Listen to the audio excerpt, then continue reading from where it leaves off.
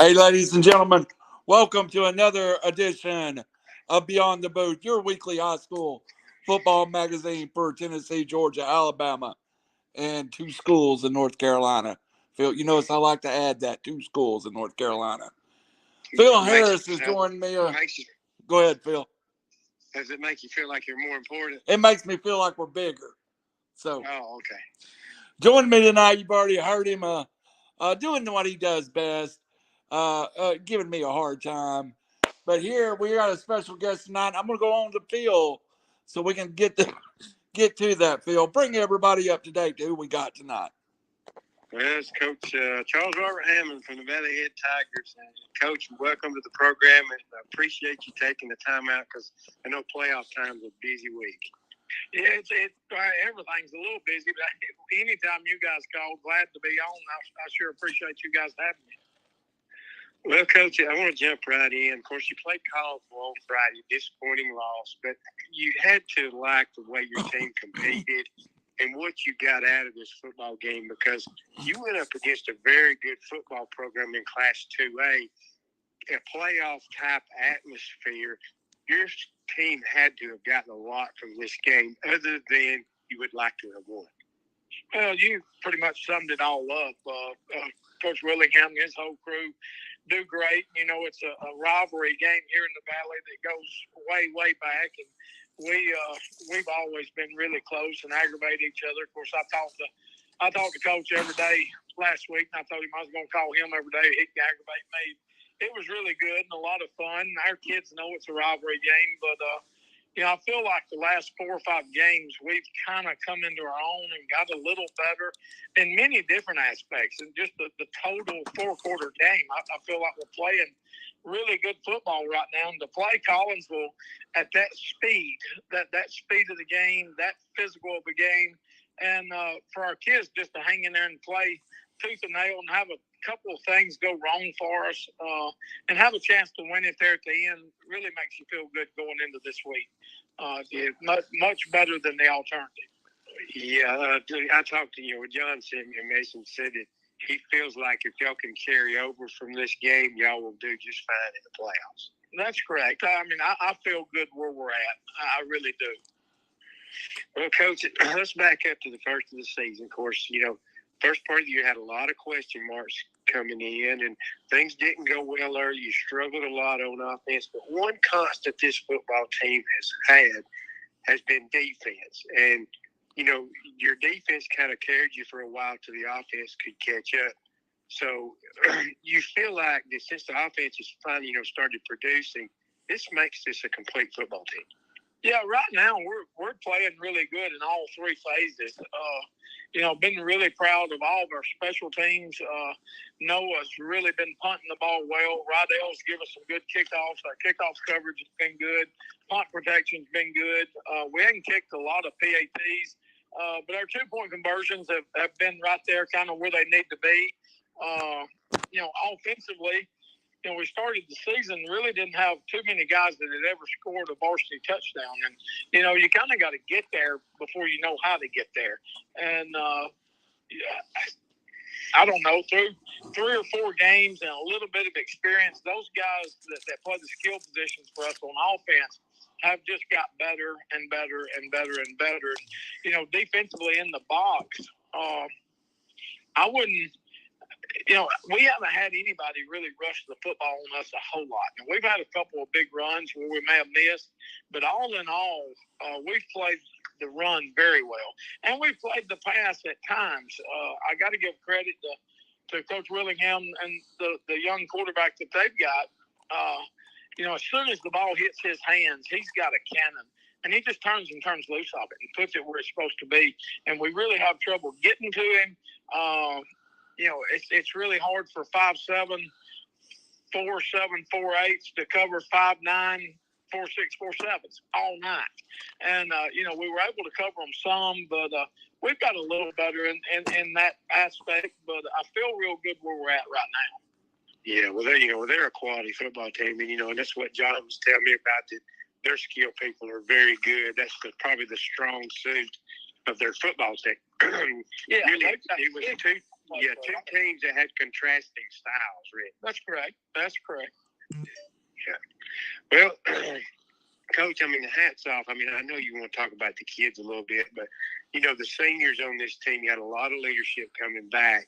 But, you know, they kind of had to hold the fort down. I know you had a lot of chatter early. Things weren't going well. But these guys stayed the course. You know, this team could have just thrown their hands up in the air and just showed up. But they just seem to get better every week. That's right. And, you know, our older kids, they've been with us since I've been there. You know, this is the third year. And I called them as sophomores. And it's a really, really good, classy group, fun group to be around.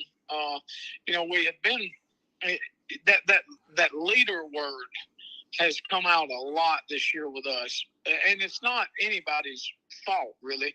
But you know, when you've got an Ian who is a natural born leader, and he led for 2.5. Well, everybody just kind of said, okay. This is the way we go, or this is what we do in the huddle, or okay, it's time. So going in this year, we had 12 seniors, and all 12 of them are the greatest kids you could ever ask for. But nobody had ever really had to step up and say, okay, it's my turn.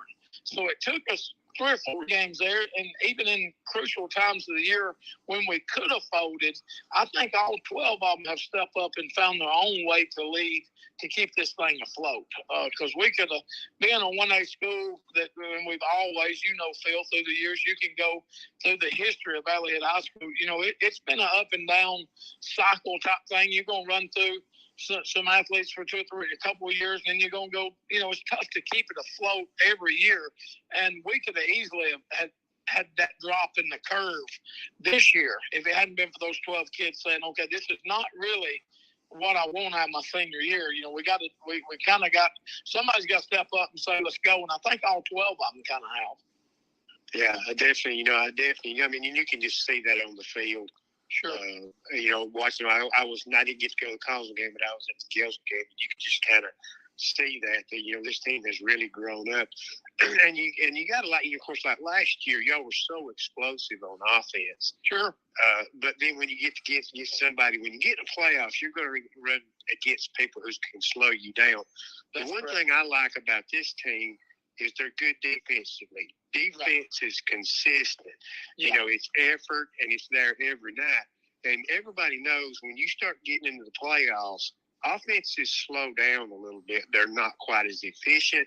They don't score as many points. Sure. They go against stiffer competition. But you've got to like where you're at, because on the defensive side of the ball, they can keep you in a football game. I really like where we're at. I do.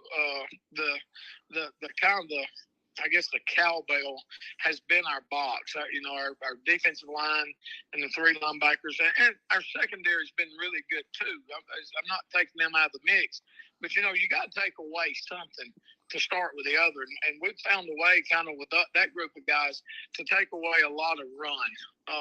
We play really square, and they fit where they're supposed to fit, and we've been doing what we've been doing for this is the 3rd year now, so it's just second nature to them. And you know, I get on the board, and everybody wants to philosophize and scheme, and you can watch a team on tape, and you can say, okay, would it be better if we done this?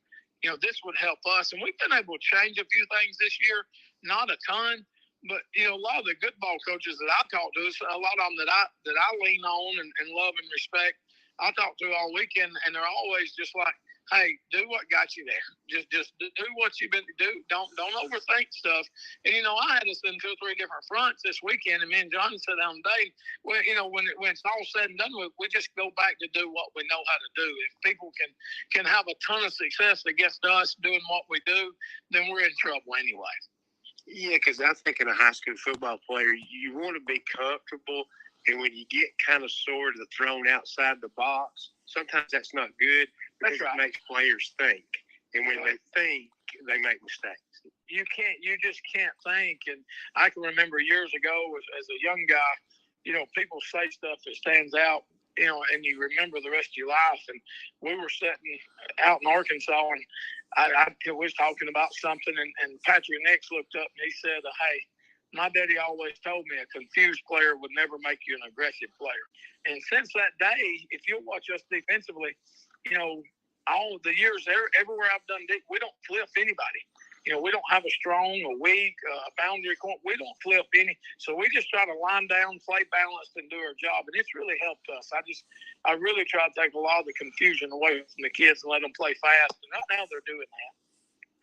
Well, Coach, there's something on, I know you've said on this before, and I understand exactly what you're talking about.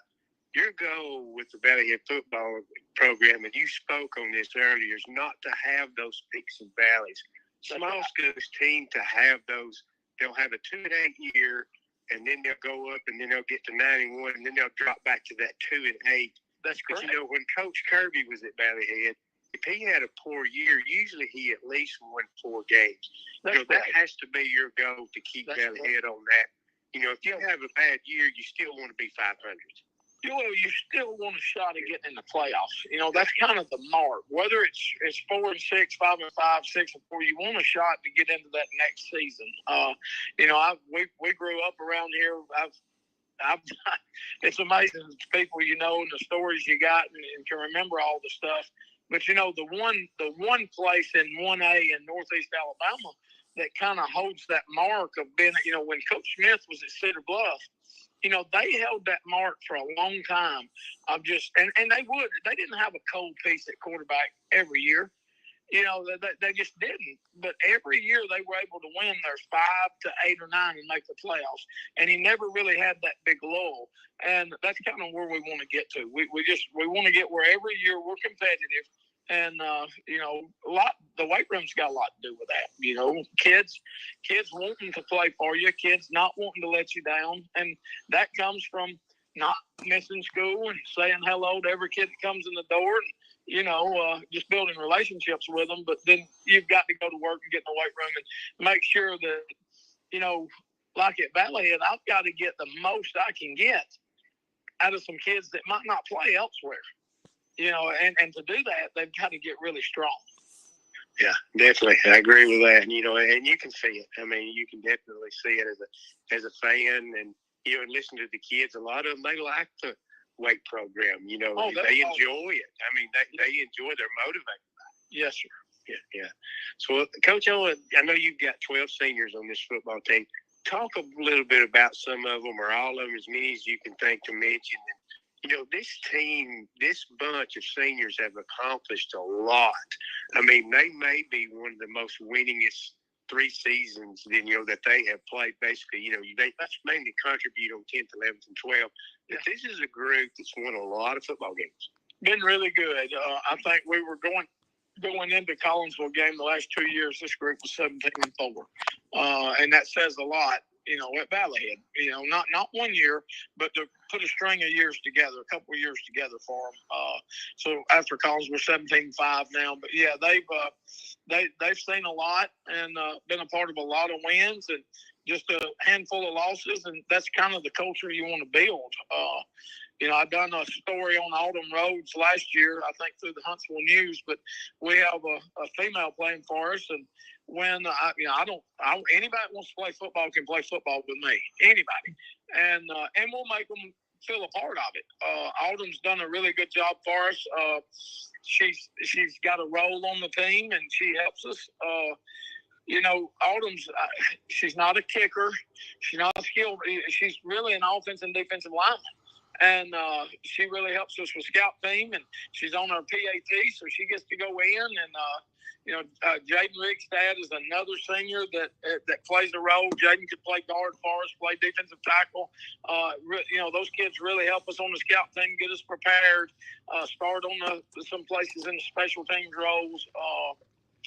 Brant Smith has played outside linebacker for me for 3 years. It's Stacy's boy. Stacy played with you. So it's kind of a bloodline kid, is what I call him. He's got Valleyhead in his blood. Brant's played backup tight end. And like I say, Brant's really good. He really helps us at the outside backer, him and Braden Busby. I call him Buzz, but Buzz he always plays good. He probably had the game of his life last Friday night. He plays outside linebacker. Trying to go through some of them here. Brandon Vasquez he's played blocking back, fullback, guard, tackle. linebacker, defensive end. Vasquez actually, from the defensive line position, has got 2 interceptions. Both of them are on screens. So he's an integral part of what we're doing. Noah Hogan and Ethan Weld both are, they're kind of my bookends. And one plays the sniffer and one plays tight end. And they're really good at the end position. And they're so big and strong, you can't kick them out. They read really well. They know what to do on a veer release. They're almost impossible to reach. And then Noah punts for us also. And Ethan, he got selected to be in the North-South All-Star game, which is, if you go back and kind of do a little research, I think Ken Hammond in 1976 maybe was the last Valleyhead player to get chosen to play in the North-South game. So that's a big honor for Ethan. We've got Hernan Morano that plays corner. Lennon Pike plays safety. Hernan also plays some wingback. But those 2 guys have been senior solid for us all year. Trying to go through them. I just don't want to miss nobody. Carson Frost and Chance Pearson both play offensive line. Carson started for 3 years now, and Chance has rolled in a ton. Chance started 2 or 3 games, and both big kids, tall, rangy, strong kids, and really and truly, Carson and Chance, if you really want to just break it down, they could be as big a team leaders as we have, just simply because they're always positive. That they're always there and they're always positive, and you can't leave Aiden Logan out. Aiden's our center. Played for us the whole time. Aiden does us a really, really good job snapping the football, getting up on linebackers, blocking back. So we've got a large group of seniors there I could speak of. I'm hoping I didn't miss anybody. There's 12 of them. I didn't tally it down there. But just talking on the phone, it's hard to keep up all of it. Oh, yeah. It's hard without having it written down. Well, the one thing, of course, we'll get you out here as quick as we can, but let's go a little further. This week, you've got Raglan coming up, first round of the playoffs. These 2 teams have played each other many times, not only in the regular season, but also in the playoffs. Always a great football game. What are we going to see out of Raglan? Well, tough one. Coach Tidwell, he keeps a tough football team. And then when you mix tough with some speed, it makes for a pretty good ball game. They've got they don't have a lot of numbers. They play a lot of kids both ways, but they've got 2 sophomores in 20 and 3 that play the slots and tailback, and those 2 can check out at any time. They've got a junior in number 4 that's about 6'3" that really used to be their quarterback. I think he may have had a shoulder surgery or something last year. Now they kind of move him around. He plays quarterback DN, who's really good. The nose guard sometimes plays tailback. 26 is a short, heavy guy that squats about probably 500-plus pounds and can run. He plays, like I say, he plays nose guard and tailback. So that kind of tells you what kind of athlete he is. 2 years ago, they had the number 60. I wish I knew his name. That really caused us fits. It's a nose guard. And that kid's only a junior. He's real twitchy, a big kid. They've got another big defensive tackle in 58. They're going to look just like Collinsville offensively. Pretty good little quarterback, number 7. They're going to do a lot of 3x1, 2x2, 2x1 sniffer, empty. From everything I see, I think they're about 60-40 pass to run. And then defensively, they're a 5-3. But just a really tough team. They're going to be bigger than Collinsville was last week in the box. So yeah, we've got our hands full Friday night. I think 2 years ago when I first got to Valleyhead, I think I'd been there 8 days, and we opened with Raglan, and they just drilled us. And then we drawed Raglan again round 1, and, the game finished 28-20. And I thought we had a chance at the end. We played really good. But, through the years, Valleyhead and Raglan squared off a bunch, and it's always been a kind of a hard-nosed football game. So I don't expect anything any different Friday night. Well, it seemed like Raglan first year kind of got off to a slow start. But they're kind of like y'all there. Have kind of hit their mark here at the end of the season. And they got to be pretty good because – Spring Garden isn't the best team, I would say, on offense, but they're very, very good defensively. Yeah. And Ragland got off to a slow start, but was able to finally get kick-started and move the ball against Spring Garden. And not many teams have done that all year, other than maybe Wadley and Coosa. Correct. They're going to move the football some. You know, it's just how much and what's going to happen when they do it. You know, the one thing I do see is that, you know, that they are bigger. And they do play the entire game. So, we're preaching right now. Just wait the storm. Let's have get in at halftime. And, be ahead, tied, or within reach. And I feel pretty good about the second half, just with the sheer number of different kids that we play on Friday night. Yeah, it seems like your team a lot of times is a very good second half team, especially in the fourth quarter. And that's why I say, well, as good as you are defensively, they're going to keep you in the football game. That's right. Yeah, we have been great the second half all year, even against Coosa. You know, we have a 9-minute drive against Coosa to open the third quarter, and the second half ends 7-0. We played really well. We just put two together, you know. Yeah, of course, I think that may be more the point where this team finally grew up. I think maybe the second half of that Coosa game. Second half of the Coosa game, we really mentally said, hey, you know, the little fat guy ain't been lying to us. We could be pretty good. Yeah. You know, he's not telling stories. Well, Coach, I know it's been a great year. I know you're excited, and this is one of those where you kind of get off to a kind of a slow start, but now you don't want this thing to end because you feel like this team's playing at their best. And, and you talked about last year, you got to the second round, but you felt like you could have gone further. Yeah, and I'm sure you feel like you can go further with this team, too. For 3 weeks now, we broke it down on one more. We want to go one more round, and one more round will be the quarters. And then if we can get to the quarters, we'll decide something else to break it down on. But right now, that's what we're focused on. We would like to go one more, and that's the goal for these kids. And like I say, we'll set another goal after the fact. But right now, that's kind of what we're focused on.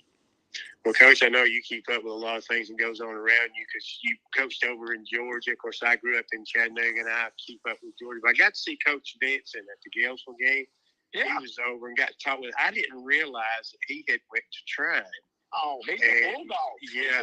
Yeah. He said I'm coaching the JV team, and I got lucky. I got a job. I'm in the booth on Friday nights. But I'm going to tell you something. I was impressed with Trine beating Darlington 42-14 Friday night. And I wanted to ask you about that because I saw Trine against Gordon Lee first game of the year, and I was impressed. This is a good football team. Trine's always good, and it's a football town and community. But they're really good this year. I mean, they really are. And I tell you what, we talk about Trine and Darlington and some of those guys, but the place that everybody needs to be kind of peeping at is Coach Poston and Dade County. What people don't understand is Coach Poston then played Trine to a 21-20 ball game. They led Darlington the whole game, and it slipped away right there at the end. Then they played a team way down in Athens or something that was really good. And I told Coach Poston, I said, you've got the best 4 or 5 win football team I've ever seen. And they're really good in physical. But, Coach Benson was at the Trine, and I watch it a lot of times when I'm doing washing on Friday night. I'll stay, send all the coaches home, and I'll stay and run. We don't have just one washing machine, so sometimes I'm there to 2 or 3 o'clock, and we kind of start divvying up some of the washing to carry home. It's helped me. Some of the coaches helped me with that. But while it's going, I sit in there and watch Trine or Chattooga football. They'll have the game on, and I watched the Trine Dade County game, and it may have been one of the best high school football games I've ever seen physically. I mean, they were 2 really good teams going at it. Like I say, it ended 21-20. Yes, and in Dade County, too, and you was talking about them, they also lost to Marion County, who's the number 2 ranked team in Class 2A in Tennessee, 10-6. There's another 4 points. There's another one. Dade County has, to me, I went and watched them Friday night because it's funny, I get up there and I've got 40 and 45-year-olds that I coach, but I also coach their sons who were playing. So, I'm able to see a lot of people when I go to the game and catch up. But, I'm up there Friday night and watched that game, and I thought, this is the sleeper. That, when it comes playoff time, if these guys continue playing like they're playing, they've got a chance to make a run to this thing and upset somebody. So I wouldn't go to sleep on them. No. I mean, their record is not indicative of a good football team. And we've talked about it all year. Ben Randy's talked about, it's no indication of what kind of football team that is. It's just amazing, how schedule they play. Yeah, it really is. It really is. So there's some good football over there right now. And they always have been. They always have been. I've got friends all over North Georgia, strode out from Sonoraville all the way across, and I try to keep up with them and see how they're doing. It's fun to peck at them. Yeah, definitely so. Well, it's good to see Coach Vincent. He seemed to be happy to get back coaching football again. Yep. He seems like that's where he needs to be. And, and a lot of credit to him. He helped you. He kind of, got the program on the right track before you took over. So when you came in, you didn't come into absolutely nothing. Coach Vincent did a great job. Done a great job. He does a great job everywhere he goes. That's the reason why when the job come open, me and him met up here for 6 or 7 times, and I done everything I could do to talk him into taking it. I'm a Valley Head guy. I wanted somebody, if it's open, I'd like to at least have somebody in the seat that I knew for 100% for certain was going to do a great job with them, and he would. I knew that. Yeah, he's one of the best. There's not a better one in the business than him. Hey, Phil. Yeah, I think the world. Yeah, it was good to get to talk to him a little bit. Can I ask Coach a real quick question? Don't want to interrupt y'all, but he said something I wanted to go back to. Coach, when we interviewed you before the season started, I felt like you were searching for some answers, and you said you finally got some in leadership during the year. Is there one game that you saw something in a kid and you went, hey, he finally got it? Yeah, sure. I think the second half of the Coosa game, I've seen a lot. I wished I could sit here and say, I have this leader on offense and this leader on. I really don't. It's kind of been a package deal of all kids. And the second half of the Coosa game was kind of the turning point when we went out and took the ball, and we didn't score. They're very good on defense. You can look at what they give up. I mean, they're as good as they are in the state. And we put together a 9-minute drive. I mean, did not score. But when we turned the ball over, there's like 3 minutes and 28 seconds left in the second quarter. And we give up one touchdown second half. So a lot of that was, we played really well and really hard the second half. And I think that was the point when our kids said, okay, I get it now. This is the speed I have to play for us to be successful. Really been proud of if I wanted to call out a couple of guys, and there's a bunch of them, Nate's brother, Ian's brother Nate has really come on and become a really good running back for us. But we've got a kid on offense that is a freshman. He's a true freshman. And we started him at quarterback. We really didn't know who the quarterback was going to be. We had 2 or 3 in mind. And we started this kid in the spring against Fife. And who else did we play? Chattanooga Christian. And 2 real solid football teams. And the kid really shined. And he took the reins.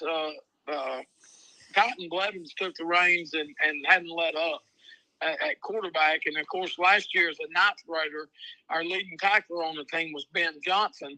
And this year as a 10th grader, he's still our leading tackler at Mike linebacker. And so those 2 kids will both be back next year, and both of them's kind of took it upon themselves to really help this football team get where we're at. That's great, Coach. I thought you might mention that game is the reason I asked. Go ahead, Phil. Yeah. Oh, hey, I'm through. If you want to ask a few questions, we'll let him get out of here. Oh, okay, Coach. I was the only one. I have one more, and we'll follow it up. I know you got a young man that's going to be playing in, I believe it's East-West or North-South. North-South, yes. I wanted to ask you, how's, that gets lost a lot of time. That really is a team accomplishment. Oh, it is a team accomplishment. It sure is. And, people don't realize how hard it is to get into that game. The state of Alabama has 2 all-star games, and that's all that the state of Alabama has. Now, you can go to Georgia, and there's 1,200 All-Star games. Yeah. I mean, you've got All-Star games for 7th graders, 8th graders. I've been to every type of All-Star game there is in the state of Georgia. And a lot of times we'd cross over in Tennessee for the All-Star game. Done a lot of them there at UTC. But over here, they're only going to pick a very small amount of kids to play in the Alabama-Mississippi, which is on Saturday, I think, and the North-South, which is on a Friday. And I stated earlier that, Ken Hammond, I'm almost certain was the last one to get to play in the Alabama All-Star game from Valleyhead. And he was all SEC and played quite a few years there with the Cowboys. Yeah. So, it's pretty special for a kid to get to do that. And, when you go back and talk about team accomplishment, Ethan plays tight end and he plays defensive end. And he's only caught, I think, maybe one ball this year. We had a touchdown pass to him, other night, got called back. But, the kid never opens his mouth, and he's been a team player the whole year. And he don't get to do what he does if the interior D lineman don't spill it or the backer don't read right and get it, So, and he has to be coached. I mean, he can't be out of whack to make the plays that he makes. So, yeah, it's a team accomplishment, and we're all proud of him. Well, Coach, we're proud to have you tonight too. Phil, you're the Valleyhead rep. You can finish up here, but I know, Coach, I wish you from the bottom of my heart the best luck next. Well, thank you. I'm not just going to say 1 week. I'm going to say the next several weeks. I'll just leave it at that. Yes, sir. Yes, sir. I sure hope so. Well, thank you. And come back anytime. Go ahead, Phil. But, too, Coach, Coach Lee Osmond's going to be the coach of the North team. That'd be for sure. He might, he's one of the best around. He's one of the best guys. Yeah. I met him for the first time last year, and I think I'll never forget what I liked about him. I met him going into the playoff meeting, and we talked going into the door, and we hadn't even made it halfway yet. He was telling me about some goats he bought, and I thought, well, I like this guy. Yeah, well, he's one of them. He's tough, hard-nosed, and he's hard on them kids. But you can tell by the way he talks, he loves them. Yes, sir. Yes, sir.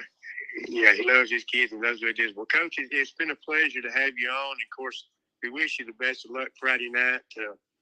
And hopefully this team will go deep into the playoffs. Give them our best from us because Absolutely. I sure will. We definitely want to see them do well. Yep, I sure will. And thank y'all for having me on. And thanks for what you do, okay? Thank you, Okay. Coach. All right, thank y'all. Thank you. Bye-bye. Bye. Phil, I can't tell you how infectious Coach is. I just love to hear him talk. Yeah. Oh, yeah. He's very positive, loves those kids. He gets in their grill if he needs to, but he's very positive. And, he wants these guys to become men, not just football players. And Phil, talking about that Coosa game, I thought he might mention it, but on the field, that's a game they lost, I believe. But I thought they played well. Yeah, in the second half. Yes. Turnovers dug them a hole in the first half. They got down 21 because of mistakes. But then after that, they kind of righted the ship and settled in and figured out, hey, these guys ain't, as mean and nasty as we think they are. And from what I understand, after that game was over with, there was some Coosa kids that were kind of a little bit worn out because Valleyhead made them play 4 quarters because Coosa's one of those teams that are very talented and they're going to beat you bad. Absolutely. Valleyhead was able to put up a fight and, keep it to where Coosa couldn't just go on cruise control. They made Coosa work in the second half. Phil, I think Valleyhead's one of the I don't know what the right word is. I know everybody knows about Valleyhead, but Valleyhead and Dade County, and neither one of them have anybody else around them. It's not like Valleyhead can get 6 kids coming in. There's not a lot of places for kids to move to Valleyhead from other schools. No, they just have to play with what they got. Fort Payne's the same way. Valleyhead's the same way. You have schools like Hazel Green, it's in the extreme north of Alabama. They're the same way. Dade County's that way. You just got schools that you're not going to be centralized and get kids from all around. You just got to play with what you got. But they do an outstanding job for a 1A school. They're very competitive year after year. The biggest thing is about here, if they keep a coach for a long period of time, they're usually pretty good for a while. But, a lot of times at 1A schools, you'll have a coach who stays a couple of years and then he gets a better job and he goes somewhere else. Right. That's happened a lot in the past. But Head has had some great coaches over the years, too. Well, Phil, absolutely. And, of course, member of the 85 state championship, Phil Harris. We don't mention it enough, but you were a member of that team. Yeah, 84. 84. Well, I try to make you younger than me, but because I know I'm old. Well, Phil, let's hit Georgia and let's hit Tennessee real fast in North Carolina and get some stuff out. And then we'll hit you and we'll talk about Alabama this week. Okay.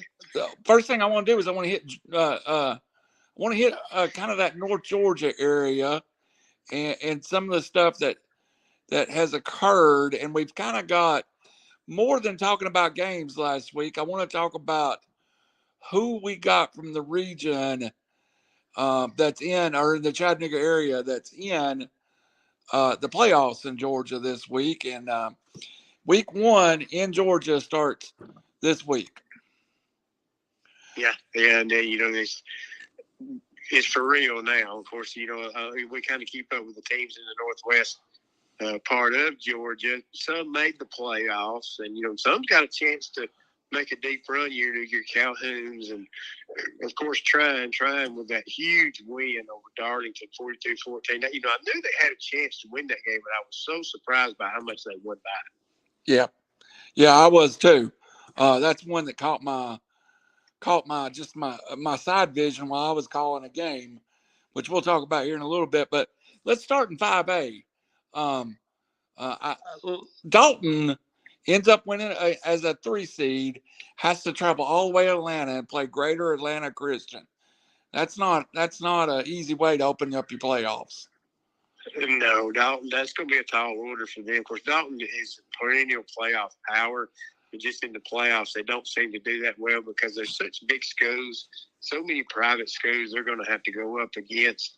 And, it's just tough on Dalton. But, they've had a pretty good year, though. Yeah, absolutely. I tell you, kind of right. The Ships, Cartersville, ended up with the first seed out of Region 7, and they get a Centennial team coming to town. Cartersville ought to just win in advance.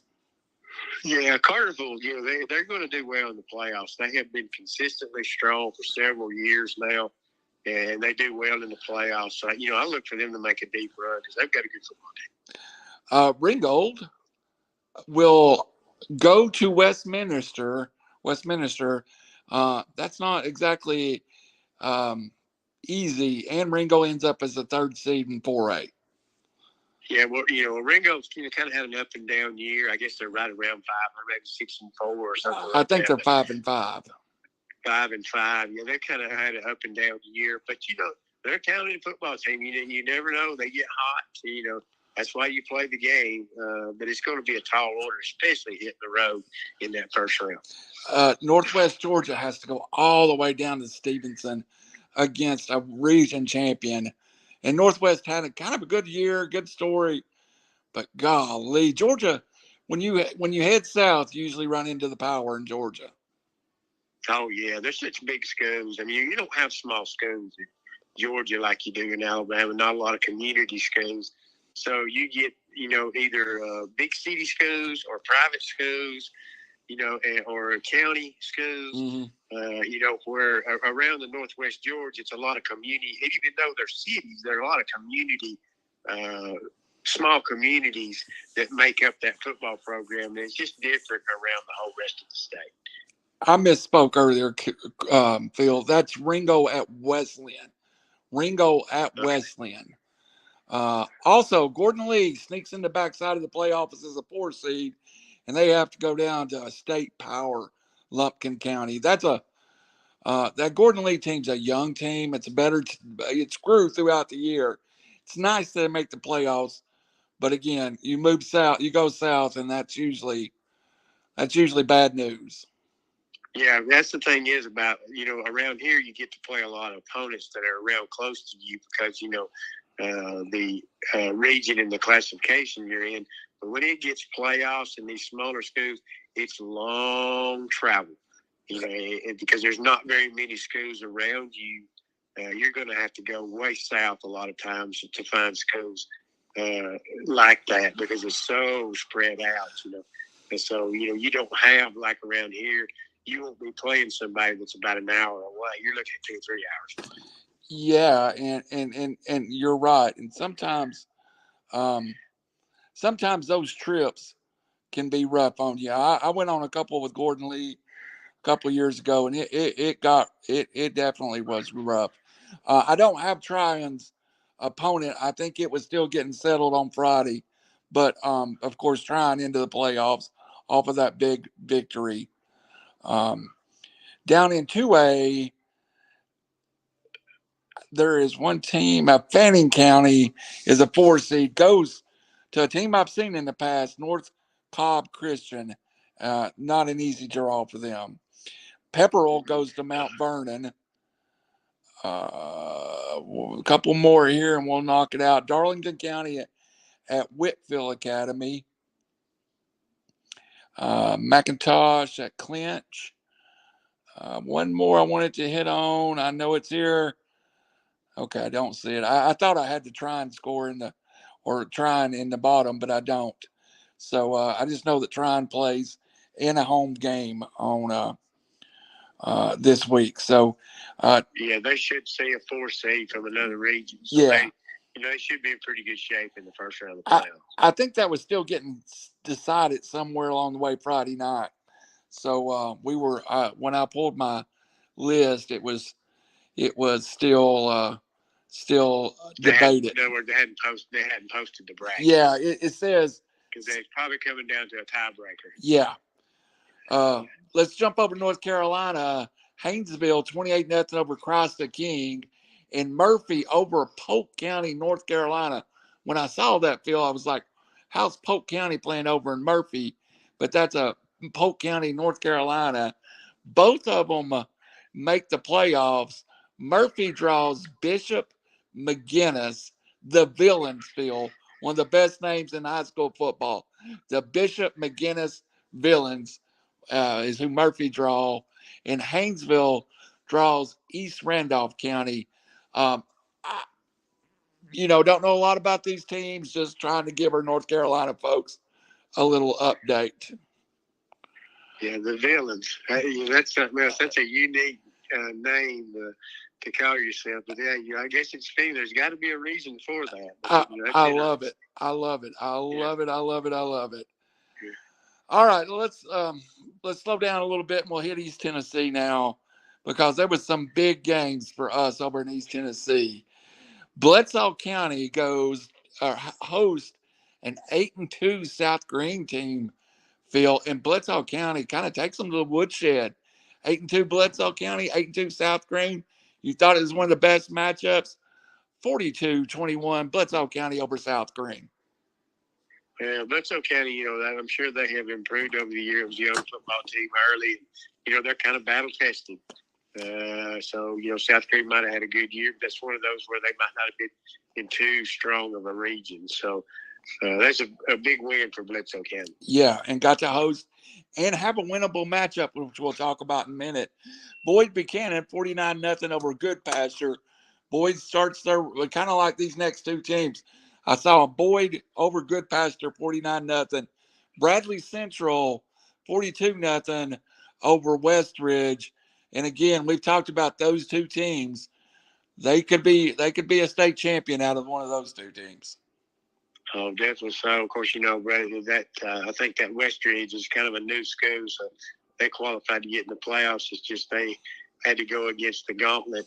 It's going to be interesting to see how Bradley Central does. Against their normal schedule, they played against tough opponents who give them real good games. Now we're going to really see what kind of team they are going into the playoffs, because they should be battle tested.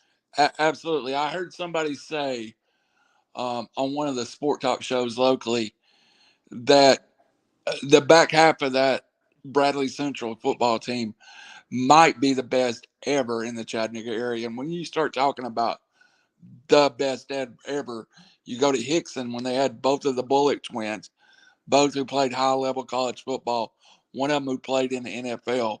You're talking pretty high-quality player when you start saying the best ever in the Chattanooga area. Yeah, definitely so. Because there's been some good kids play football around the area.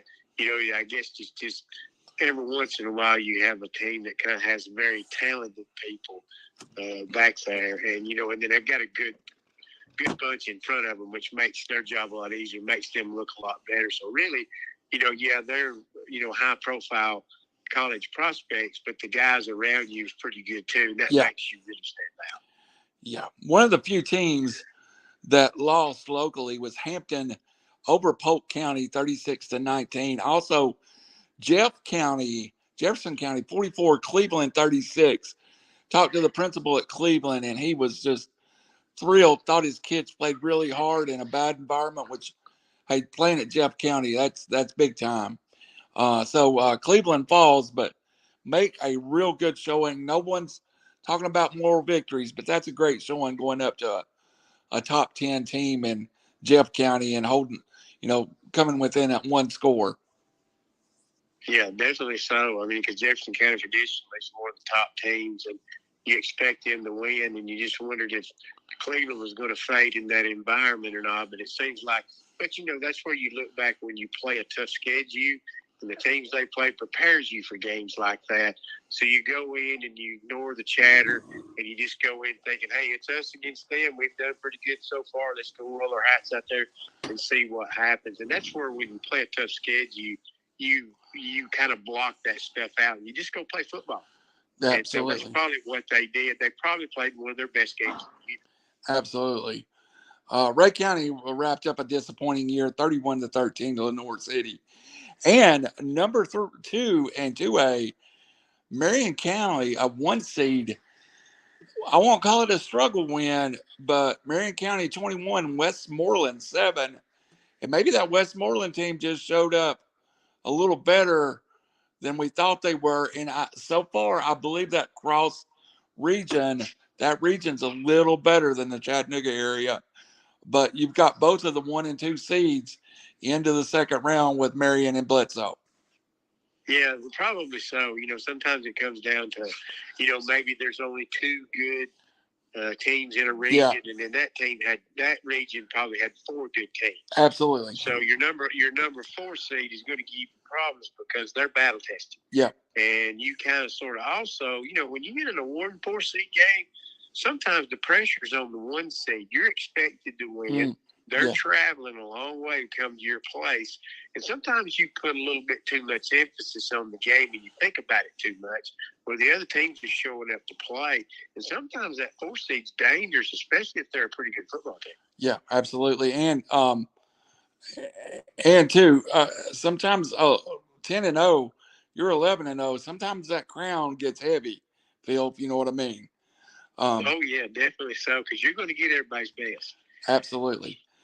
In a game I called the upset of the week, I got close, but McMinn Central holds on over Watertown 35-32. And I thought Watertown was one of the best opponents that Sequatchie County beat during the year, Phil. That, of course, takes out Pittsburgh and Marion, who beat Sequatchie out. But a good Watertown team, the 3rd seed, goes to McMinn Central 35-32. Meigs County. Yeah. Go ahead. I think what you talk about in that is McMinn Central, maybe the region they're in is a little bit weak. And Watertown is one of them teams that you don't look at their record because they're better than what their record indicated. They were 4-6, Phil, but I mean, I'm going to call them a 7-3, 6-4 team. We beat them at our place, and I think if we'd been at Watertown, we'd have been in trouble. Yeah, that's what I'm saying. Their record is not indicative of how good the team was. Meigs County over Grundy, we talked about that one, 50-8. We knew that was probably going to be coming that way. Red Bank over DeKalb, 30-0. Red Bank probably was the best showing of anybody in Chattanooga with that big 30-0 win over to DeKalb. And it always seems like playoff time, it's the Lions, Phil. Yeah, definitely so. I mean, it's kind of their groove for that. The other teams are trying to battle to get in the playoffs, and sometimes that goal hey, we got in the playoffs, we did it, and then that's the end. Red Bank don't just look at it just getting into the playoffs. They plan to make a run, even if their team isn't quite as good as they've been in the past. They still expect to do well in the playoffs. That's Absolutely. what they're built for. Yeah, 100%. Rockwood loses to Jellicoe, or Rockwood beats Jellicoe 28-21. And in the game of the week for me, Sequatchie County 30, Tyner 26. Phil, we open it up with a defending state champion and get a W. And for our reward, we go to undefeated Megs this week. But I think it's an undefeated Megs we'll talk about that we got a shot at because we match up what they want to do, what we want to do, very similar. Yeah, well, yeah, that's a good test getting past Tyner. Tyner started off the year slow, but you had to look at who they played. I mean, they played the best the first 5 games of the year, and they kind of rided the ship, got in the playoffs, and that was a dangerous opponent for Sequatchie County. And, and Tyner played well enough that they could have probably won that football game. Absolutely. So, I mean, you can't count them out because they're another one of those teams that raise their level of play come playoff time. So, really, that was a good win for Sequatchie County because that was one they very easily could have let slip by them. And I heard it all week and talking to the Sequatchie kids, coaches, feel they really did lead by that mantra, one more week. And that's what you got to do this time of year. Win, and you get one more week. Yeah, well, Coach Dale Pruitt said it one time. He said, you don't have to be the best team on Friday night. You just have to win the next game. Yeah, that's what it's all about. I mean, you don't have to be the best team. You just got to find a way to win. South Pittsburgh big over Joe Burns. We talked about that last week. That was a 1-9 Joe Burns team. Joining us next week from the South Pittsburgh Pirates is going to be Coach Ricky Gilly and his son Kevin. They'll come in feel ahead of what should be an interesting matchup if the bracket holds. South Pittsburgh should get by this week, and you're looking at a third round could be very interesting in South Pittsburgh and Gordonsville. Yeah, definitely so. Because, at some point, South Pittsburgh, they are the heavy favorite to win that 1A. Somebody is going to give them a look and give them a scare. I mean, they're not just going to run all over everybody. Somebody's going to come out of the woodwork and give them a ball game because, these playoffs, I don't care how good you are, every game is not going to be a cake. Stone Memorial handles Hickson. Hickson almost star-crossed this year, Phil. Loses quarterback Chase Barnard early in the game. And then Luke Finch, actually, who Hickson lost in the preseason, had to end up playing the game, who hadn't played in 12 weeks. Stone Memorial, too much for Hickson, 34-14. But, Phil, what I told the Hickson kids all week is they have changed the perception of Hickson football, where it's no longer 1-9 Hickson, 0-10 Hickson. There was a point in 4 or 5 years Hickson won 4 football games. That's not the same Hickson that was, Phil. Yeah, well, you have to learn to crawl before you can walk. It's great to qualify for the playoffs, but it's a different level to win playoff games. You all of a sudden, hey, we made it. We got in the playoffs. And sometimes a lot of times that's the team's goal, and that's as far as they go. That's as far as they can go mentally. But they've laid the groundwork where the next team says, hey, we don't want to just win the first game. We want to get to the second round. Yes. So, that's kind of the way you have to look at it because a lot of teams do. They get to the playoffs and they're not mentally prepared to go 3 or 4 more weeks. And it's tough for a kid to ask to do when they're used to just playing 10 games and they're done. Yeah. It's mentally, that's why coaches early in the year, especially for playoff teams, their perennial playoff teams have to start, getting their kids rolling mentally to play 14 or 15 weeks. You don't play 10, you're looking at playing 14 or 15 weeks, and you have to prepare that way. And until you've had players that's had success doing that, it's hard to teach that. Absolutely. That's well said. Walker Valley 47, Campbell County 33. Big win for Walker Valley. Bill, who are hitting the stride at the right time. Everybody's talking about how Walker Valley has just gotten better and better and better, hitting their stride right now. And Whitwell over Red Bowling Springs, 55-12. Saw the Red Bowling Springs coach on my way out of Sequatchie County. We happened to stop at the same convenience store, and his words to me was, had my Sequatchie gear on. He was like, I was like, Coach, how'd you do? And he said, not well. Um, and we're talking about Valley football, which the whole Valley won this week, Phil. Every team in that Valley's in the second round. He goes, I sure hate coming over here. And that's pretty good assessment of Valley football when other schools don't want to come over and play that stretch of teams. Yeah, because, I mean, over the years, I mean, everybody, at some point, all of them have been good. Bledsoe, Sequatchie, and Marion, and South Pittsburgh. Yep. At some point, one or two of them teams every year is very good, makes great runs at the playoffs. Because I can remember in the Colquitt days, Sequatchie County was good. Marion County has been good several times. Of course, South Pittsburgh's always one of the top teams. But, yeah, everybody hates that Sequatchie Valley. There ain't no doubt about it. Whitwell won a state championship now like 4 or 5 years ago, too. So, yeah. So we'll hit the quick matchups that affect Valley teams. And we talked about it. South Pittsburgh gets Clay County in, a 7-4 Clay County team. And across the back bracket, this might be the test for South Pittsburgh. You got Whitwell at Gordonsville. Going to be a very good football team, win that game.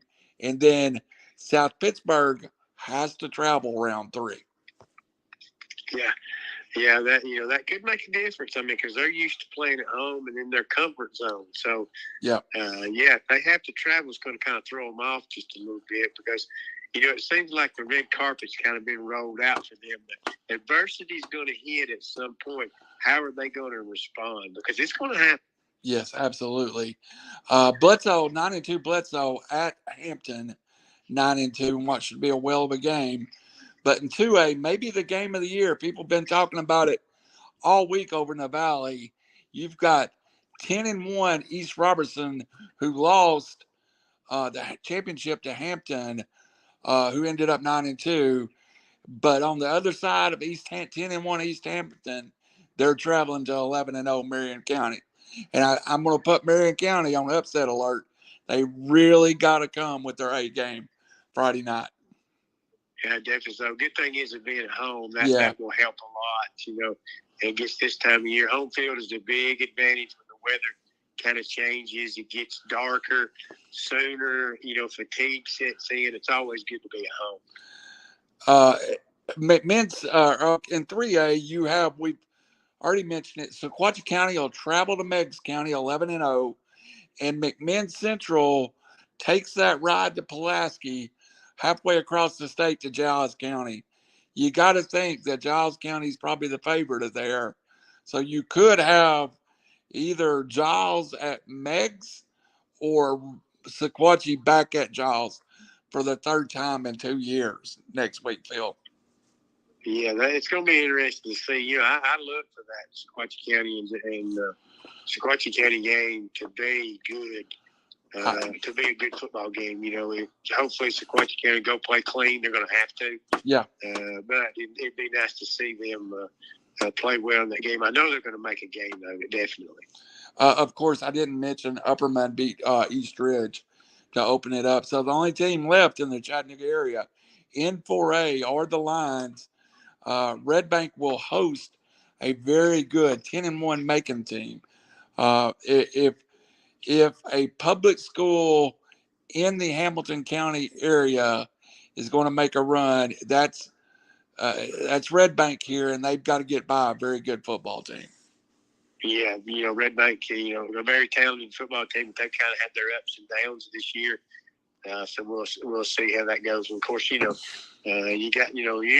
really you haven't talked about it yet, but Baylor McCauley kicks off this week, basically, because they got to buy the opening round. Absolutely. Now, I'm going to call it the event of the year over in 6A. You've got Maryville at 10-0 Bradley Central, and I know this might not be the same Maryville team we've seen, but come playoff time, that they're going to be the team if anybody's going to test Bradley Central early, it's going to be this Maryville team. Yeah, well, Maryville's going to be Maryville. When you look at them, I mean, you just look at the name. It doesn't matter what they walk out on the field. They have a certain amount of respect when they walk out on that field. Yeah, they may not be as strong as they've been, but it's still Maryville. Absolutely. That's one I'd love to be at, Phil. I got to do a game, and I'm going to be happy to be at the game I'm at. But if I was just maybe free on the Friday night and had to go pick a game, it might be that Maryville Bradley Central game. Private school. Yeah, choose one to go watch. Yeah. Private school 2A. You got North Point Christian traveling to Boyd Buchanan. North Point 8-3, Boyd 11-0, and Boyd, of course, with the most experienced team in the state, coach in the state. So I really like Boyd to move on here. And as you talked about, in the big boy Division III private school. Now, Phil, I'm going to run this by you, and I want you to think about it. The way they do this seating is not East and West, because Division III only has enough teams. They seed them 1 through 10. Number 1 seed is McCallie. Number 2 seed is Baylor. Brentwood Academy 2-9 comes to McCallie. Christian Brothers 6-4 goes to Baylor. You know what could end up happening, which came within one play of happening last year, is McCallie and Baylor at Finley Stadium for a state championship in about 4 weeks. Yeah, that could very well happen, and they're two good quality football teams, and I wouldn't doubt if you don't see that. It's going to be interesting to see. Of course, they've got to take care of business. You don't never know on a Friday night. And one factor, we don't talk about much, and it is a factor. Time's changed. Yes. So these kids are going to be playing an hour later than they're used to, than their body's used to. So fatigue is going to be a factor in ball games Friday night. I don't care how you prepare, because your body clock is messed up. So these kids are going to be playing at, say, if it says 7 o'clock, they're actually going to be playing at 8 o'clock. So, really they're going to be playing an hour later than their body is used to. And usually they're probably ready to go home and get in the bed by then. Well, and it's going to be, it can be a factor Friday night. Fatigue could set in on teams. Think about this too, and I thought about it last night. You've got teams traveling time zones too. If you're a central team like we are at Sequatchie County, we're actually going to be traveling time zones starting later than we're used to. But it's even worse for the East teams going central. If you're used to playing at this time, you're actually starting 2 hours later. Yeah, you definitely so. If you're going west, if you're going Chattanooga west, you're going to start 2 hours later. Yes. So that's what I'm saying. It could very well be a factor in ball games, because fatigue. And you and I can tell right now. Here it is. It's at 10 o'clock, and you're wore out, and you look at the clock, and it's 9 o'clock. Yeah, and absolutely. You're like, it ain't even time to go to bed yet, and I'm exhausted. Yeah. So it makes a difference at night time. Well, Phil, we'll go on to Alabama, but I wanted to mention something. I've had so much fun with this show this year. We got a couple of compliments that came through, and I want to tell everybody that Phil and I can plan on continuing this show, and maybe even expanding it a little bit. May change the night, may move it later in the week, but it's been such a pleasure, Phil, to get to talk about all these teams we don't normally get to talk about, like a Dalton, or for me, a Fort Payne or Scottsboro. It's really a pleasure to be able to kind of, Friday night when I got off of the air, I went to Georgia and looked up the scores. I went to Alabama and looked up the scores. I went to North Carolina and looked up the scores. Got back to my car, cut you and Jeff on, listened to y'all for about 30 minutes, got home, I recorded Friday Night Football locally on the NBC network. It really expands, and you realize maybe outside your little pocket, there's even more football than you realize. Oh yeah, and if you throw in a little interest everywhere, everybody will get to watch it more. I mean, because I grew up in Chattanooga, so when I was on All-Star teams when I was young, I played it. I remember in All-Star games, I played at places like Boy Buchanan. We went down and played at Lafayette one time. We played in Rossville one time. So I'm familiar with the North Georgia schools, the Chattanooga schools, the Sequatchie County, the Sequatchie Valley schools, and then I played in Alabama. So I have interest in all three areas. And a lot of other people do, like Coach, we was talking to Coach Hammond. He coached at Tatuga. He's been in a lot of places over in Georgia. He's coached at Dade. So he keeps up with a lot of what goes on in northwest Georgia. And, there's a lot of people like that, and they want to know what's going on. And you throw in a little interest. I mean, people in Chattanooga may hear about North Jackson or North Sand Mountain, but that's about it. But if you can get it down here where they're interested in Fort Payne and Scottsboro, there's a lot of good football down here for you to keep up with. And who's to say that if you're in Chattanooga, you might ride down and watch a Fife playing a state champion or a state semifinals game, because it's not really that far away. No, and it's wonderful. And I've been privileged in my 32 years, as you have, to be behind the mic in Alabama, Georgia, and Tennessee at different points, and it does feel special to say that. I remember the first time I went to Armucci, and I thought, well, that kind of marked Georgia off my list. So yeah, definitely so. And like you're talking about expanding, see, we know enough about the areas, and you can kind of sort of, and you've got a little bit of history there where you can go in and and get more coaches involved and maybe get them on your show. Yeah. Because I went to school some at Ooltewah. I went to school some at Red Bank. I went all over the Chattanooga area. I went to East Ridge Elementary, so I've been all around the Chattanooga area, so I know.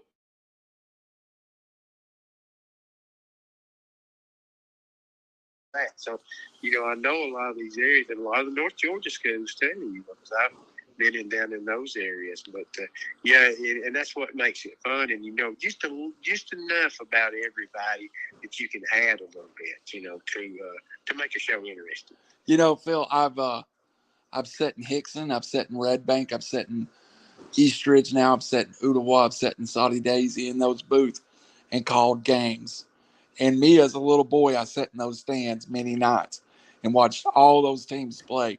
I think it's the first time I ever called a game from Red Bank that I made that climb up there, and I went, may not be the same field, but me as a little boy in 1977, remember watching my cousin Gary come down here and play. So it's been a real honor and real pleasure. And I'll tell you another one, we got to get to it.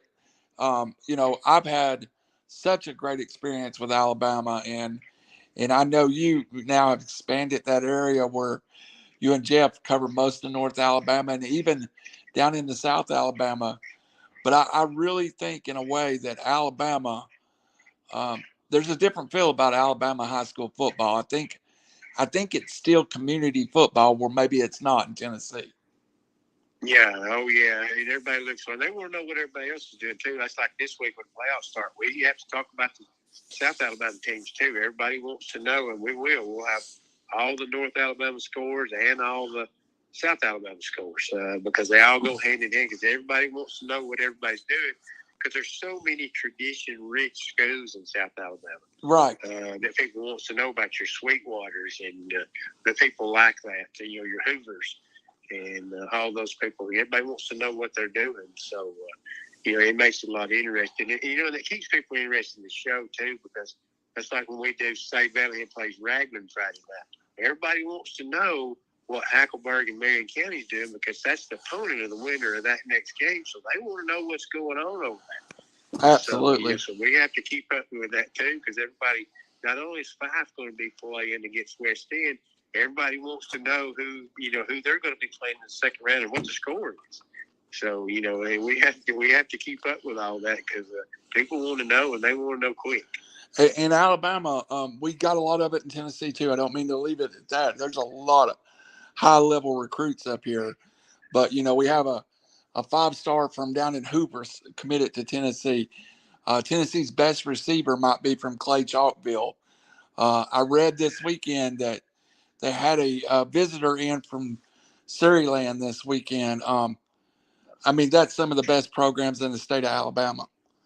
Yeah, Surreyland may be the best team in the whole state. They're Class 6A, but, man, they're good. I know they've got an Alabama commit. I know there's another commit from, I don't know if he's going to Texas or Texas A&M or somewhere like that. They've got definitely, they're one of the top programs around. You know, the one scoring Tennessee's defensive lineman out of Vestavia Hills. Yeah, you know, he's Vestavia committed. Hills. You know, I don't know everybody down here, but every time you turn around, you hear, you know, there was a kid from Cherokee County down here that was a visitor in the Kentucky-Tennessee game. He was on campus at Kentucky last week. Fluff Bothwell, I think he's committed to South Alabama. Yeah. That's from Adiana. So, you know, there's a lot of good kids. But, you know, just, you know, around here in our area, it's not necessarily in Northeast Alabama really talented blue chip type players, but there's a lot of good football players. Well, you know, like our quarterback, Sam Ebbets, that I get to see every week is, you know, he's a junior and he's not on the radars of the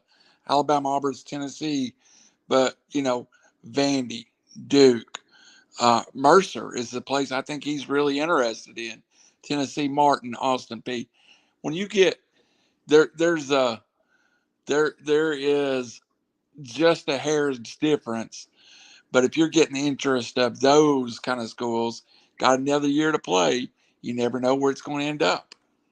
No, you never do know who may take a chance on you.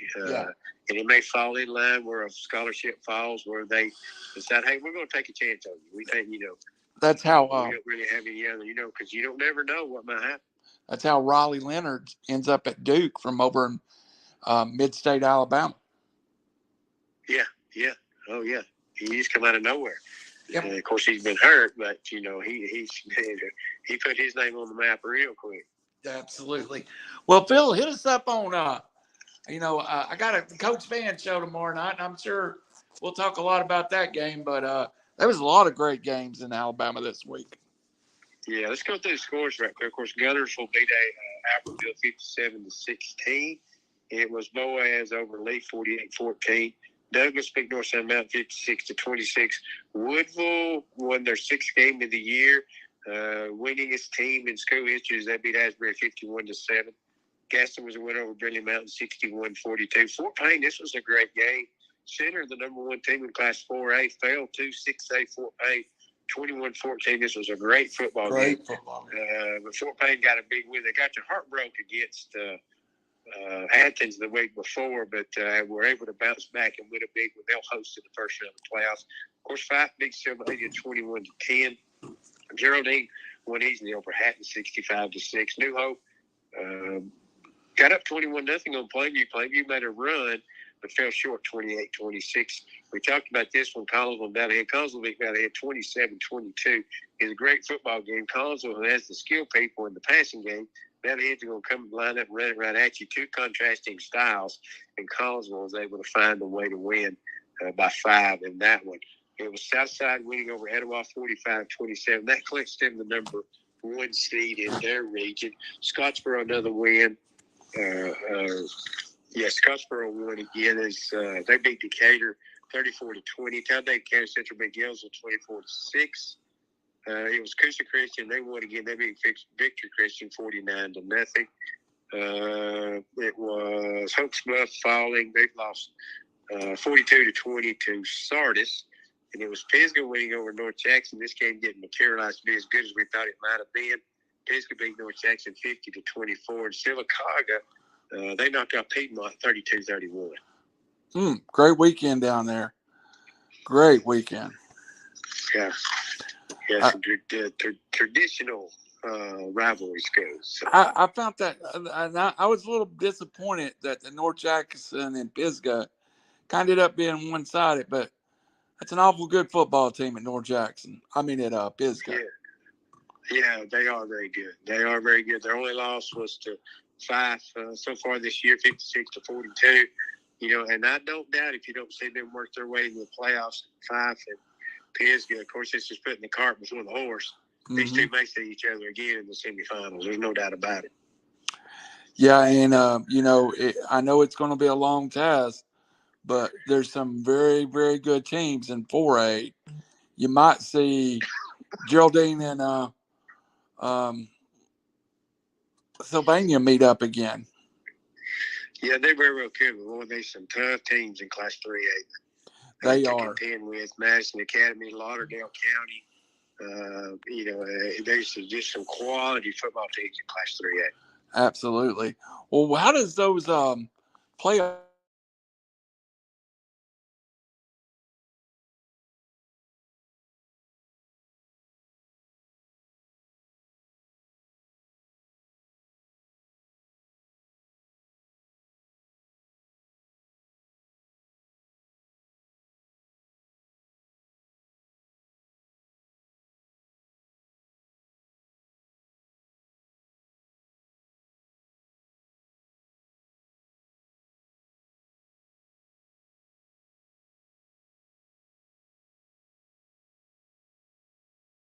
Southeastern. I feel good about this Collinsville team in that game against Southeastern. If they was to win that first game, they could host possibly Tuscaloosa Academy in the second round. This Collinsville team, the last 2 weeks of the season, I really think passed the test, the eye test for me, because I really wasn't sure how good this team was. They didn't fare well against Collinsville and Pisgah, but the last 2 weeks they've played well. So it goes to show me this is a good football team. Phil, do you think Collinsville may be the sleeper team that nobody's really talking about? Yeah, they struggled against Fife and Pisgah, but who hasn't? So this Collinsville team is dangerous. I could see them getting to the third round. Of course, they would run into Pisgah again, possibly. But there's an opportunity for them to win a couple of ball games. I think last year they made the playoffs. They beat Van Heck a year, and I think they went over in the first round of playoffs and kind of laid an egg. I think this team's a little different this year. I think they expect to win in the playoffs this time rather than just show up. So, I think this is a good opportunity for them to make a little bit of a run. Of course, Pleasant Valley plays at Pisgah, and they'll get the winner between Tanner and Lamar County. Lamar County. Of course, Fife's at home. They play West End. They're going to be one of the teams to beat. If they win, they'll play either Aliceville or Lexington. North Sound Mountain goes to Locust Fork. North Sound's 5-5. Locust Fork's 10-0. Very good football team. But how good are they against stiffer competition? We don't know. They have dominated the competition all year long. Got a great running back and a great quarterback. It's going to be interesting to see how well this Locust Fork team is. Interesting. That might be an upset alert there a little bit myself. Yeah. In Class 3A, of course, you've got Susan Moore playing at Geraldine, and the winner of that game will play Gordo or Phil Campbell. Of course, Pennington hits the road. They play at J.B. Pennington. Piedmont plays at J.B. Pennington. Oaks Bluff is at Madison Academy. Sylvania, of course, hosts Vinemont, and if they win that game, they'll play either Winfield or Colbert County in the second round. Should Winfield win in the second round, Sylvania would get to host round number 2, which would be nice if they could host the first 2 rounds, getting into the playoffs. Because somewhere down the road in the third round, if they win the first 2, they're going to either run into Madison Academy or Mars Hill. Those two's going to have to play each other. So one of them's going to be bumped out.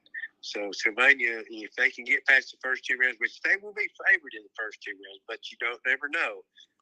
But then they'll go against Madison Academy or Mars Hill, and that's where it really gets tough. But at least one of those 2 teams will be eliminated before they play Sylvania. Yeah, and that was that Madison Academy win kind of launched that team last year, Phil, towards that run to the semis. That Locust Fork game, boy, that sounds like a barn burner. Definitely. You're talking about which one you talking about? Not Locust Fork, Oaks Bluff. Hoax Bluff. Yeah, Hoax Bluff played at Madison Academy. Yeah, Madison Academy. It's really hard to tell how good this. And their talent, but they haven't played the kind of teams where you can kind of get a feel of how good they are. But Hoax Bluff's a well-coached team. They'll give them a look, and we'll kind of get some kind of a measuring stick of really how good Madison Academy is. Okay. All right. So it's just kind of tough to tell right now. They're kind of like Locust Fork. You just really don't know yet. Locust Fork's a great football team, best team in school history. But how are they going to measure up when they get to playing against the big boys? Is what we can't wait to see. Of course, in Class 4A, the North Jackson Chiefs, they play at Haleyville. North Jackson's 4-6, Haleyville's 7-3. The team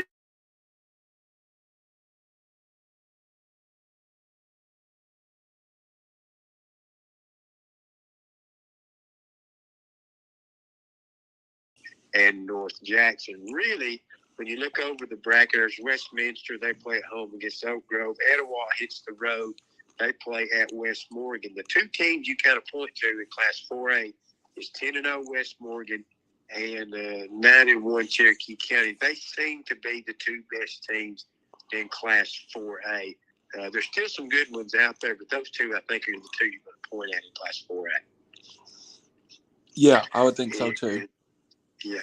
In Class 5A, Arab, they hit the road. They play at Leeds. Arab tied for the region title, but they were third place when it comes to the tiebreaker, so they have to go to number 2 seed Leeds. That'll be a great game. Moody is a very talented football team. They got upset by Southside. They end up being the number 3 seed out of that region. They're going to have to travel south to Scottsboro. That's probably going to be your best game in the first round in Class 5A. Of course, naturally there. Also in Class 5A, see Guntersville. They host Springle. Springle, a very talented team, but only 5-5. But playing a tough region. Guntersville's 9-1. Of course, the two teams you kind of focus on in Class 5A, and they have been the ones that's walked the walk the last several years, is Pleasant Grove. They're 8-1. They host Lawrence County. And Ramsey, who's 8-2, they host West Point. Those two teams come out of the same region, but somewhere along the line, you're going to have to beat one of these two teams if you're going to get to play for a state championship. Kind of like that Mars Hill, Madison Academy situation. Yeah, definitely. So that's the two quality teams here in the past. Now, every year's different. You just never know. In Class 6A, this would be a great first-round matchup. Athens plays at Oxford. Oxford has kind of put themselves back on the map. They'll play in the first round. Gardendale, who's 3-7, plays at Gaston City. Gaston City's 7-3, but they're a better football team than that 7-3 record because their schedule is brutal. And they won the region and are hosting in the first round of the playoffs. I think they're going to do well. Hartselle, they play at home against Center Point. The winner of the Hartselle Center Point game will probably get Gaston City in the second round. Fort Payne, who's playing pretty well. They finally improved defensively. Their defense finally caught up with their offense a little bit. Their offense was scoring about 50 a game, but finally their defense kind of got a foothold, and they really improved in the year. They're 6-4. They'll host 8-2 Mortimer Jordan. Mortimer Jordan comes out of a good region, but I like Fort Payne at home with their 6-4 record, and should they win, they may get to play Muscle Shoals in the second round. Of course, the team that you point to in Class 6A, Clay Chalkville. Of course, you know where Clay Chalkville, that's where Mr. Squirrel White played at. Clay Chalkville, they host Coleman, who's 5-5. Clay Chalkville 10-0, and probably the favorite in Class 6A. And loved in Knoxville, old Squirrel White. Oh, yeah, definitely so. Yeah, he is a lot of fun to watch. Of course, in Class 7A, we only got 4 games because there's less teams in 7A. Hoover, who's 4-6 this year, has struggled, but they play at James Clements. Bob Jones plays at Hewitt Trustful. Florence plays at Thompson. And, of course, Vestavia Hills, they'll hit the road and go to Austin. So the 7A is getting underway also. They just got less teams in 7A than we do in other classifications. But it's the start of the playoffs, an exciting time for the Alabama schools. Of course, on our scoreboard show, we'll be keeping up with the North Alabama schools and the South Alabama schools because, it gets big this time of year, and everybody wants to know what everybody's doing, not just their local team. Phil, and we're in week 2 in Tennessee, and it seems like week 2 is the shake-up week. You always get 2 or 3 shockers and one surprise, and we'll be talking here next week, and they'll be like, "Well, you never thought 6-4 blah would be here in the third round of the playoffs," but there'll be 2 of them or 3 of them that are there. Yeah, it has to do with the competition you play.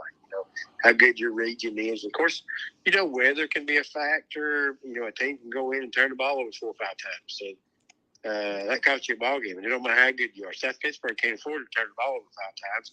If they get out of character and do that, they can be beat. So it can happen to anybody on any given night. Well, we talk about the Sequatchie County has played a schedule. There's 3 what I'd like to call elite teams on that schedule. And then I don't know if Meigs County has played the same level of schedule. You can look at common opponents, and Tyner being one of them, which Tyner against Meigs was a 13-7, kind of a dogfight. And then over Sequatchie, they were up and down the field. So it's a matchup of styles for me this week. It's Meigs' defense versus Sequatchie County's high-powered offense. Yeah, it'll be interesting to see if Sequatchie County can do enough defensively to slow them down. That's probably going to be the biggest factor in that ball game more than anything else. And like we talked about, when you get into the playoffs, offenses slow down a little bit, and you depend a little bit more on defense, especially like you're talking about when you get to round number 2.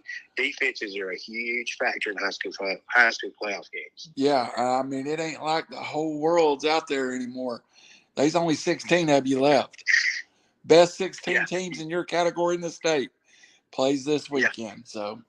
Yeah, because you don't have many teams with weaknesses. No. They may have a few, but they figured out a way to hide them. And so, there's not a whole lot of weaknesses to be found. So it's just line up and the best man wins.